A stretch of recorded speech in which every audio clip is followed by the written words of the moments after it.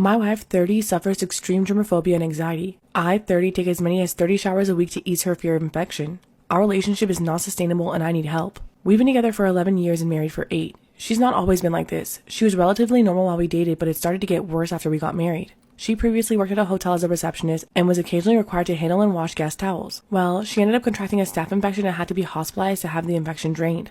Following this, she had to be on antibiotics for 30 days. Ever since that experience, her anxiety and fear of infection has steadily grown over the years up until this point. We also have 2 children, a 2-year-old boy and a 5-year-old girl, and her tendencies affect them as well. The following list is my attempt at a comprehensive germ prevention standard operating procedures of our household. If I touch a light switch or doorknob, I need to wash my hands. If I go to the garage, I need to take a shower before I can sit down or do anything. If I touch her pajamas or I touch towels, then I need to take a shower. If I or the kids enter the guest bedroom, we have to take showers or baths. I'm not allowed to use her toilet in the master bedroom. She stops up her toilet every day and requires me to plunge it and clean it. She uses 3 times as much toilet paper as a regular person would. The cleaning process is 3 Clorox wipes, 1 for the seat, 1 for under, and 1 to use to flush it with. I have to immediately shower after this. If she spills excess water on the floor, then I have to mop it up and anywhere I walk to include the entire house if that is where I walk after stepping in the water. She goes through entire loads of her pajamas daily just trying to change her clothes. Every time she uses the toilet, she has to change her clothes. She washes her hands and arms up to her elbows and then her face. If she gets water on her shirt, she'll have to change it. If, when putting on her shirt, she touches it to her body, she'll change it. If her pants touch the floor when she's putting them on, she will change them. She discards the top shirts in her drawer every time she gets dressed. She uses 6 to 7 towels after a shower, discarding half of them because they touch my chest. As you can see, this adds up and I end up folding laundry for 60 to 90 minutes every day. This doesn't include the time that it takes to actually change it out and take showers. If I change out of the laundry and I graze the door frame when I enter the bedroom with clothes, I have to discard all of them. If an article of clothing touches the edge of the bed, discard it. If I even touch the dishwasher, I have to wash my hands. If she takes a shower and gets in the bed, she will not leave the bedroom or considers herself dirty and would have to shower again. This means if she's hungry or thirsty, I'll have to bring it to her. Her showers are at least 40 minutes. She bathes 3 to 4 times and washes her hair 2 times. Our water bill is ridiculous. If my 2-year-old son takes 1 step outside of his playpen, then he has to have a bath before he can go in his bed. This includes naps. If I take him outside, even just for 1 minute, he would need a bath before he can get in his bed. Not even changing his clothes would suffice. When I clean the house, which I don't mind by the way, cleaning your house is necessary. Everything has to be done in a very specific order. No deviations from this order or it has to be redone. Change out the laundry and leave the washer free. Wash hands, face, and arms and change clothes. Sanitize all toys on the floor and put away. Pick up all clothes and put in baskets. Sanitize all counters. Clean kids' bathroom. Take out the master bathroom trash. Wash hands, replace bag. Take out the kids' trash. Wash hands, replace bag.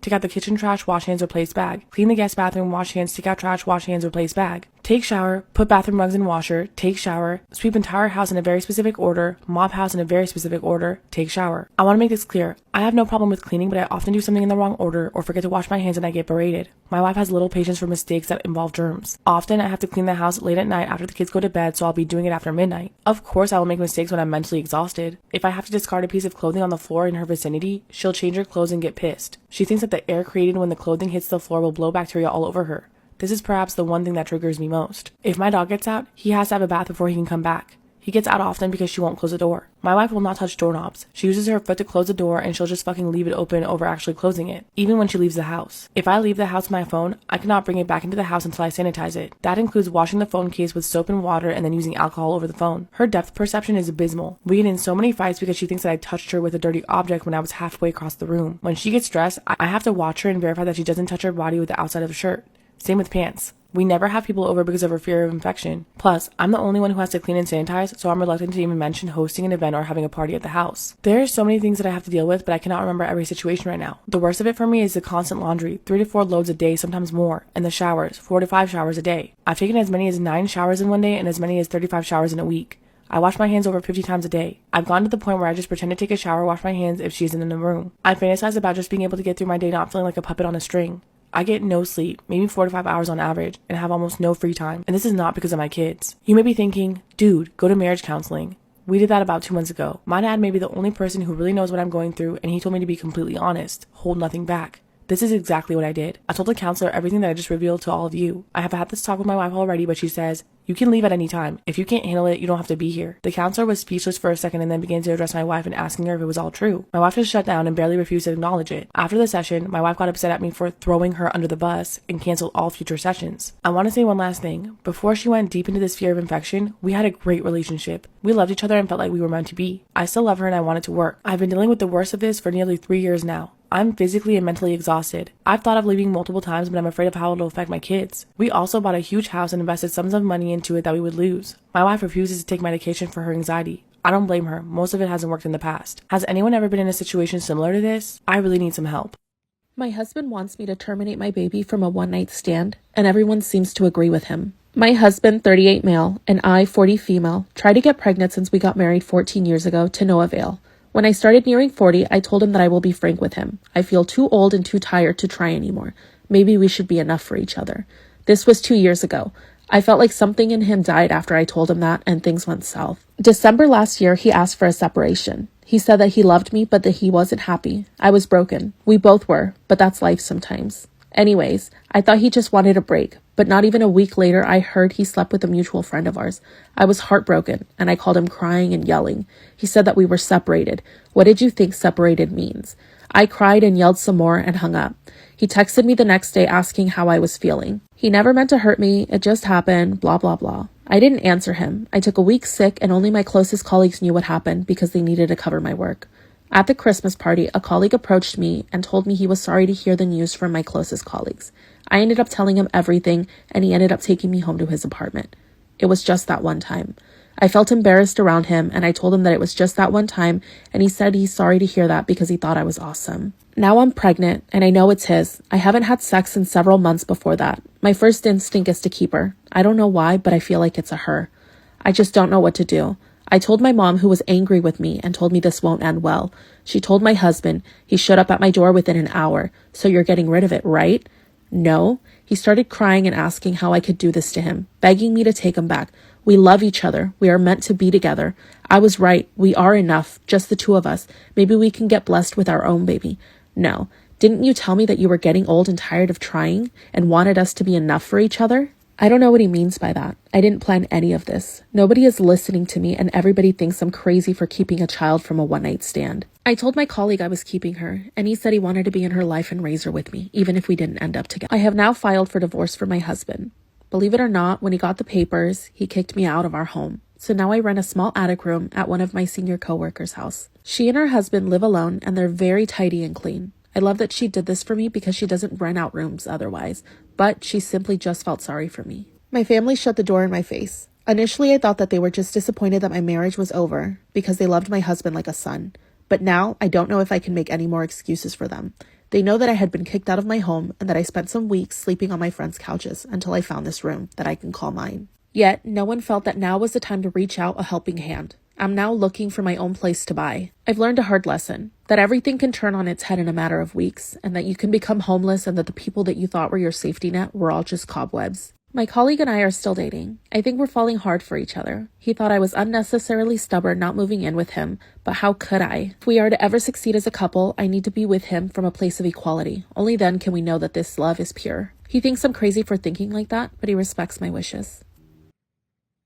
Am I wrong for leaving a trip early because of my girlfriend's prank? I, 20 male, had a girlfriend, 20 female of 8 months who I recently went on what was supposed to be a week-long beach trip in Queensland with her friends and family. She had been planning this trip for a long time and was looking forward to it, especially since I'd get to know them all. On the third day, we planned to go river floating. When we got there, I was looking through my bag before I went to change and I couldn't find my trunks. I instead found a new navy blue pair. When I told her this, she replied with, "Oh yeah, that's the extra one I packed in case you lost yours." I thought this was thoughtful. I changed into them and we all headed down towards the river. We all got into our tubes and started floating off. About 3 minutes in, I feel my suit getting baggier and I even noticed a piece is falling off. I was disappointed that they were a cheap pair, but I kept going. Once we hit the rapids, it got real though. I felt the sudden rush of cold water and I noticed that my trunks had been torn clear off by the water. I stood up covering myself with just the last piece. Everyone else, about 15 of her friends and family, started to laugh. I was absolutely horrified. One of my biggest fears is being naked in public, and now I was completely nude with no way to get back. I can't tell you how trapped and humiliated I felt. I had to spend the rest of the day with the water up to my shoulders, feeling awkward and embarrassed the whole time. Whenever we were in shallow water, I was forced to stand up and walk exposed in front of them. They weren't prudish either. Her friends and parents made jokes and comments on my body as we went. Her young cousins made sure to comment on the shape and size of my junk when I couldn't cover myself also. When we got to the beach, I had to run covering myself back to my towel. My day was completely ruined. I felt humiliated and angry. When we got back to our room, I was back into clothes trying to forget the day when my girlfriend comes in giggling to herself. She asked me if I liked the new swim trunks, and when I asked what she meant, she told me that she had ordered a prank dissolving pair in lounge and replaced the other one with it. I was absolutely livid. She had purposely exposed and violated me because she thought it would be a good laugh. She even made sure not to pack another pair or towel. I started yelling and she told me to calm down, saying that it was only a joke. I left that night and I didn't call her the next day.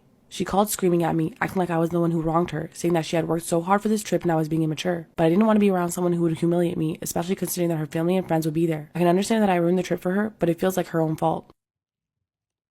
What was your most embarrassing visit to the doctors? This was my freshman year of college, so needless to say my student diet wasn't that great. My boyfriend and I were house sitting for a friend, and on the third night there I was awoken to the most terrible stabbing pain in my stomach. I tried to get to the bathroom, but I ended up collapsing on the floor in a near fetal position, barely able to breathe and sweating profusely. My boyfriend hears me fall and gets up to see what is wrong. I can't speak. The pain is so great and I am having a hard time breathing, so he painstakingly leads me to our friend's car and drives me to the hospital. At this point I'm in so much pain from him not really knowing how to drive a stick and jerking and stalling along the way that he has to go in and ask for assistance. I'm loaded onto a gurney and strapped in because the outstretched position nearly kills me with pain, and I start lashing out. After the doctor cuts off my clothes and sees no outward injuries on my stomach, he begins to compress on my stomach, which nearly makes me pass out. He thinks my appendix must have burst, or that I had a ruptured intestine. I'm administered 4 morphine and finally get some relief. They roll me down the hall and take some Instagrams of my stomach. To get the x-rays back takes a while, so while we were all awaiting the pics I was administered more morphine. Eventually, a big woman with a Texas accent enters the room and exclaims, "You're full of shit."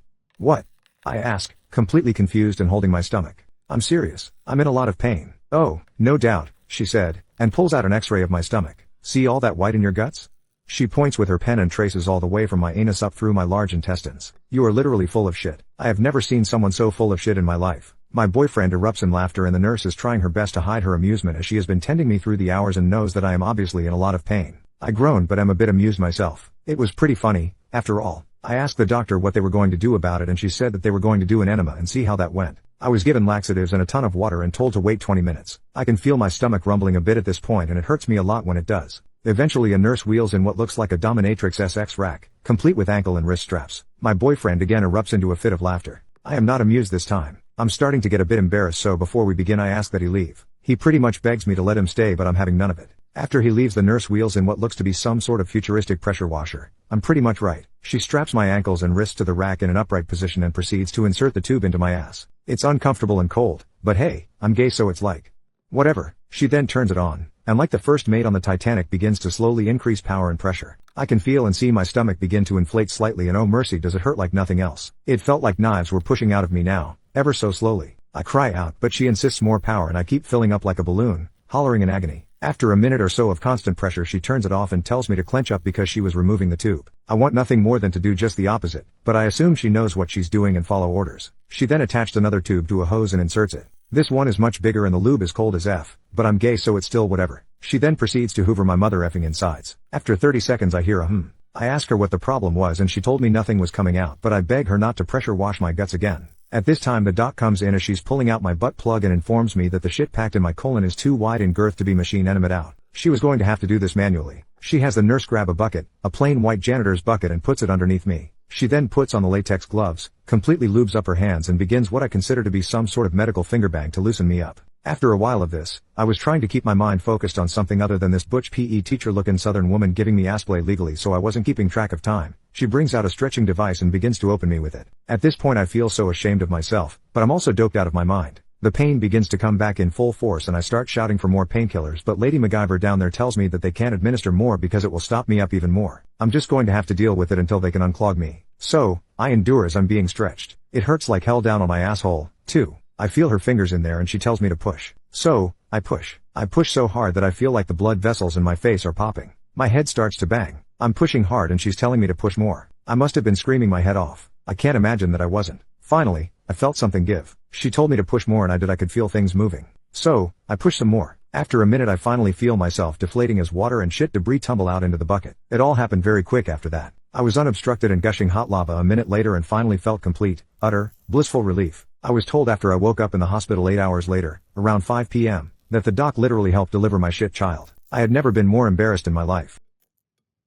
Am I the asshole for how I responded when my fiance's sister commented on my flat chest? To get this out of the way, I'm a flat-chested girl. I suffer from health issues and growth problems, so I'm small, but I'm proud of myself. My fiance and I went over to his parents' house for his niece's birthday. I wore a sweetheart-shaped dress, and my sister-in-law, Mel, who always comments on my chest, saw the dress and went like, in quotes, "This dress needs boobs, and you ain't got any." I ignored her, but then at dinner, she asked if I was planning on getting a plastic surgery before the wedding so that I didn't ruin the wedding dress. I found this offensive, especially when others were watching. I said nothing, but when we were sitting in the living room later, Mel suddenly started wiping her nose and trying to clear it. It's stuffed due to a cold, apparently. She has a large nose, so I smiled and said, "Do you need help with that? I could get the plunger for you." She was stunned, and the room got awkward after her husband was laughing.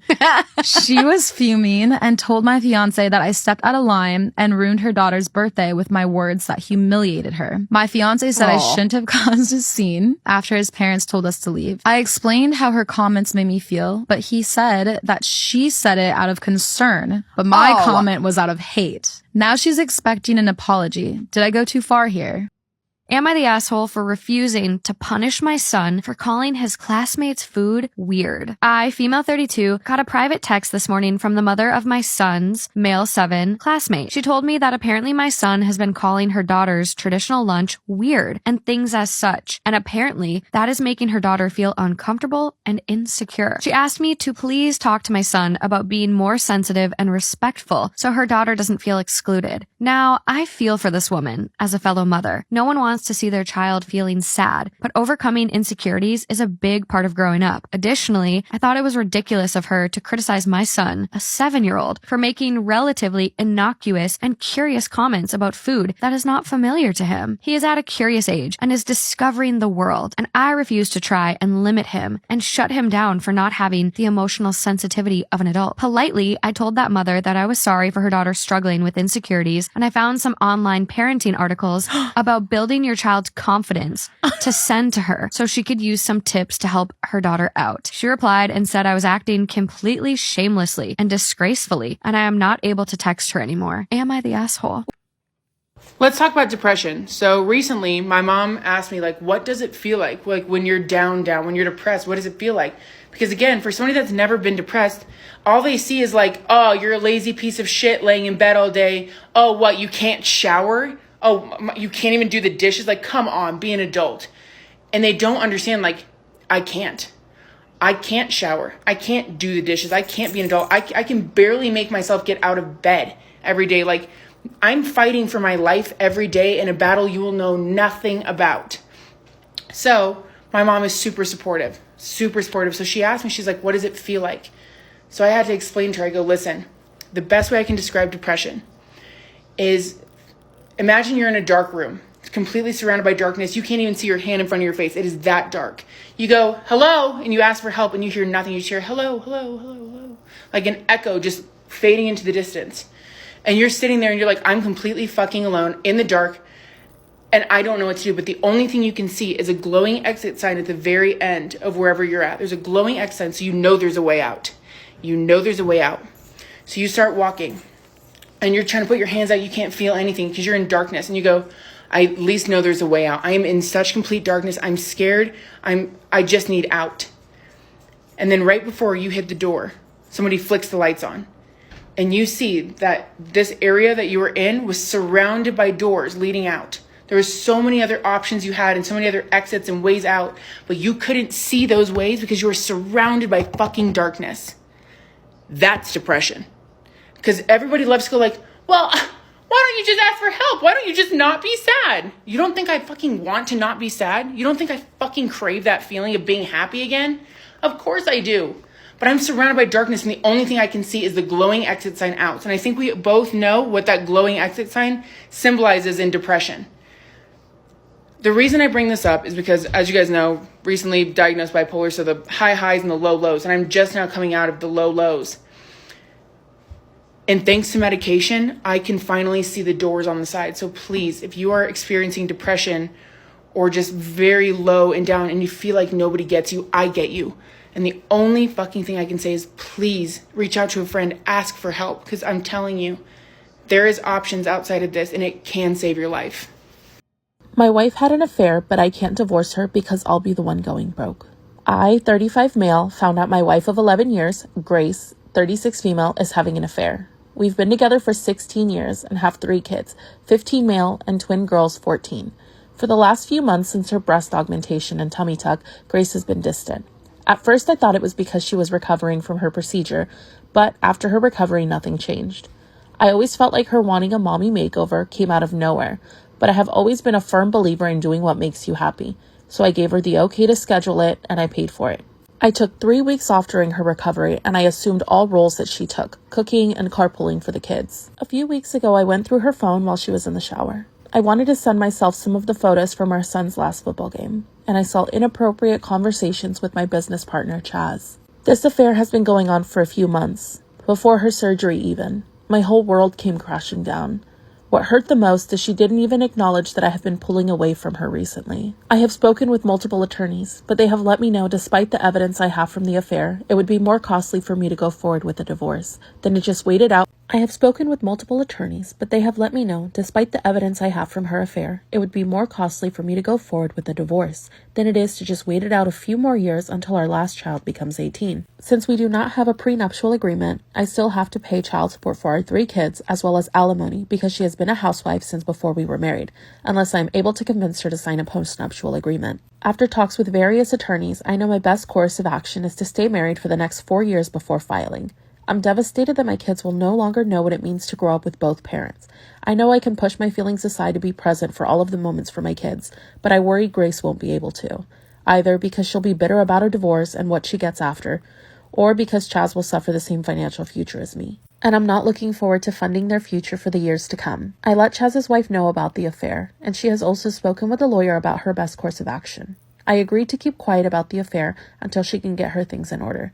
She will be hiring a PI to document the affair.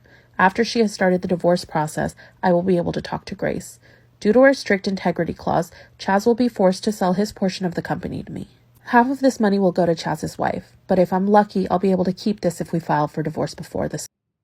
Parents, why did you not let that friend over at your house? My daughter is not allowed to stay at A's house and it can only come 2 hours during the day but never overnight. We allowed her to stay the night there one time last year and the stories that came back from a single night were completely unacceptable. Here are a few. The dad has a room that no one is allowed to go in, not even the mom. When he is going into it or coming out of it he knocks on the door and everyone has to look in the other direction. The windows of that room are even blocked out with black trash bags. Said she has seen the inside of the room before and there is just a couch, a TV and Xbox One. I don't care. My daughter is never going to go there. The dad also apparently has lots of friends that visited all through the night. Most friends never actually came in the house. None of them knocked on the front door. The dad would either get a message or just know they were there and hang out with them for a little while by their back door. In the morning, before I picked my daughter up, her and A were outside playing with the dogs. My daughter is well-mannered and when A's dad asked her if she had put her breakfast plate away she answered yes, sir. Well, apparently, what he heard was yes, Sergeant, and it royally pissed him off. He started screaming at A that her friends are disrespectful and that my daughter wasn't allowed back in his house. He then referred to himself in third person as Sergeant for the rest of the day and I am told it was until way after my daughter was gone.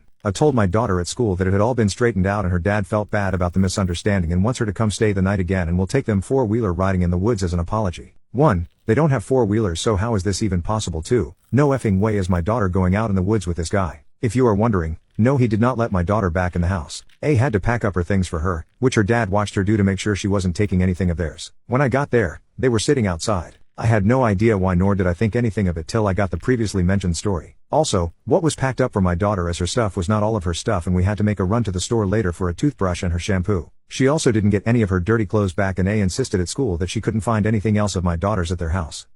I would not fit in my daughter's clothes nor would her mother, so my daughter's new size 0 jeans, small shirt, small exercise bra and panties somehow just vanished. The mom also did not speak the whole night. She just watched TV and would get up to get something for her husband or make him dinner, but she didn't speak to A or my daughter and she also did not make them dinner. They had some popcorn and made their own breakfast in the morning. These girls were 16 at the time. I wish my daughter would have called me to say things were a bit odd. I would have come to get her sooner. Since this incident, we now have a code message because she said she didn't know what to say even if she did call me. So now if something is amiss and she is uncomfortable she is to call or message me asking when her next orthodontist appointment is. It lets me think of the reason she has to be picked up and she does not have to feel awkward or in any way disrespectful. I have also told her it is perfectly acceptable to just say she wants to go home, but I also understand where that can escalate an already bad situation. She can't stay the night at our house because when A stayed at our house, her dad would call her randomly, even at 4 a.m. She missed the call once around 12:30 a.m. and immediately called him back. He was already in his car driving to our house to get her because she didn't answer and I had to listen to a teenager talk her own dad out of a screaming rage. It was disgusting and I am not going to have that around my daughter. Today I effed up by admitting to my girlfriend that I pretend she is a giant cockroach when we fornicate. Ever since I was a teenager I have had very intense fantasies about having intercourse with a giant roach. It started in 9th or 10th grade when we read The Metamorphosis by Franz Kafka. As I started to think more and more about the roach creature that the character had become, I started to imagine what it would be like if a woman turned into the roach instead. I found this idea very arousing. I would not be repulsed or frightened of her, as the characters in the story are. I would take care of her. Then my thoughts started to get unusual with the character. Eventually, I sort of dropped the bit about her having been a human woman first, and I kind of imagined this fictionalized roach species. They are giant roaches, the size of a person, and have complete intelligence. I kind of over time conjured up an imaginary friend of sorts. She was one of these roaches and her name was Oktha. I would fantasize about her often. Whenever I fondle myself, I'd be imagining elaborate scenarios of me and Oktha making love. When I started to have actual coitus, I found I could not, perform, if I wasn't thinking of Oktha. So basically now, anytime I have mate with a woman, I am pretending that she is actually Oktha. Not just think about Oktha, I concentrate intently to visualize that I actually am having fun with Oktha. I don't want to think about the girl at all. There is only Oktha. Of course this poking can never be as exciting as my fully imaginary sessions with Oktha. There are things that are multiple appendages and antennae allow for that a human woman can never match. So anyways, I've been in a relationship with my girlfriend for about a year. 3 or 4 times I have tried to reproduce with her and not pretend she is Oktha, but I just can't do it. So essentially, every time we perform unholy acts, I am imagining she is Oktha. I finally confided this to her the other day, and I was blown away by her reaction. I thought she might take it a bit badly at first, but that she'd get used to it. No. I have never seen such a look of disgust before. Outraged is not an understatement. She is not even returning my texts now. I am afraid she is actually going to break up with me and also that is going to tell people about Oktha. I don't know how I will face anyone. This is going to sound silly but I also feel guilty about feeling shame, as if Oktha will be saddened by this, even though I know she is imaginary. I just don't know what to do at this point. The gist of the backstory is that ever since I was a teenager I have fantasized in my head about making love to a giant roach, a roach the size of a person. Eventually, I concocted an entire backstory and personality for this imaginary roach, who I named Oktha. Whenever I would engage in private pleasurable deeds, if you know what I mean, I would imagine in my head vivid and elaborate scenarios with Oktha. It got to be I could not perform with an actual partner unless I pretended they were Oktha. You might think of the scene in Blade Runner 2049, where the main character makes love to a prostitute, but his hologram girlfriend kind of holograms over the body of the actual person, so he can pretend he is making love to his hologram. That is what it was like with me and Oktha, but instead of a hologram, it was just my imagination. In the 5 years that have passed since this topic was posted, I decided to stop fooling myself and I just committed to the love of Oktha. I know she is not real per se, but in my head, she is an actual personality. And I am in love with that personality. I don't care if she is a roach or if she is imaginary, the love is real. Call me deluded, but it's harmless, it makes me happy. I have not had a real girlfriend again since that incident 5 years ago, but occasionally I have had one-night stands via online apps, with the understanding of it being one night in advance, and on these times I always envision the woman as Oktha, my sensual roach queen. Now, I mean no offense to the women of course, and even a gentleman once or twice, the many appendages of Oktha make translation to human gender almost irrelevant, I just envision they are Oktha. And no, I have never confided to them about it. I learned my lesson. The thing about it though is that I became so in love with my Oktha that I married her. I even did a little ceremony in my living room. I recited my own vows, and she recited hers. I even went on a honeymoon, which technically you could say was a solo vacation to New Orleans for a week, but in my mind, Oktha was with me the entire time. In my mind, I think of her as my wife. Now here's where I effed up. I got so used to thinking of her as my wife in my head, that a few months ago at work I nonchalantly said my wife in some innocuous sentence. I think it was something like oh yeah me and my wife love that show in regards to Chopped.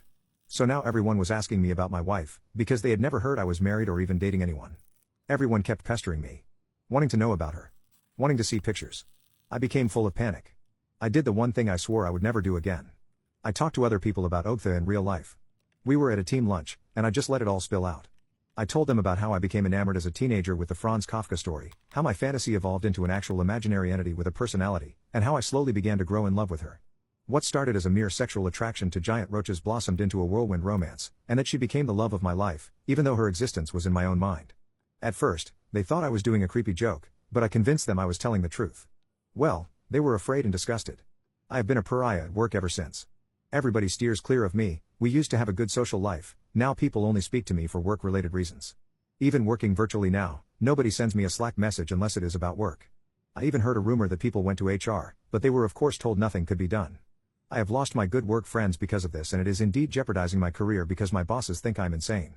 I have ruined my friendships and future career prospects due to my honesty. I am thinking of starting to look for a new job, although it is difficult in the current environment. I can start fresh elsewhere though. No matter what, I will be staying with my wife, Oktha. For me, it is Oktha forever.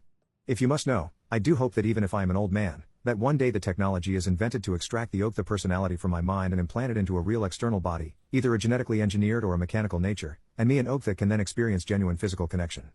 But if she must remain within me, that is fine. Her love keeps me warm on the coldest of nights. Last evening I revealed to them everything about Ogtha, and told them we were married. I even allowed Ogtha to speak through me to them, so that she could finally meet my parents after only seeing them from afar. I knew my parents would find it unusual at first, but I thought they would come to understand and be happy for me. However, I fear they think I'm deranged. My mother actually cried, and not tears of happiness as I expected. They even encouraged me to seek counseling. I explained to them that what I'm experiencing is real, and encouraged them to read through the Tulpa subreddit. It has created a very bad situation for me, and now I fear my relationship with my parents is quite ruined. They keep insisting I seek counseling, and are threatening if I don't, they will no longer assist with my student loans and will not be welcome at Thanksgiving. I feel they are overreacting, but at the same time I wish I had just kept my marriage a secret. I do consider it now to be an F up to have been truthful with my parents. They are in some ways traditionalists and are simply not ready to understand how entities can exist without physical form and share a mind. It breaks my heart, but I wish I had been deceitful with my family. For the record, I will never divorce Ogtha, and with our love I know I can survive anything, but I wish I had never been truthful with my parents.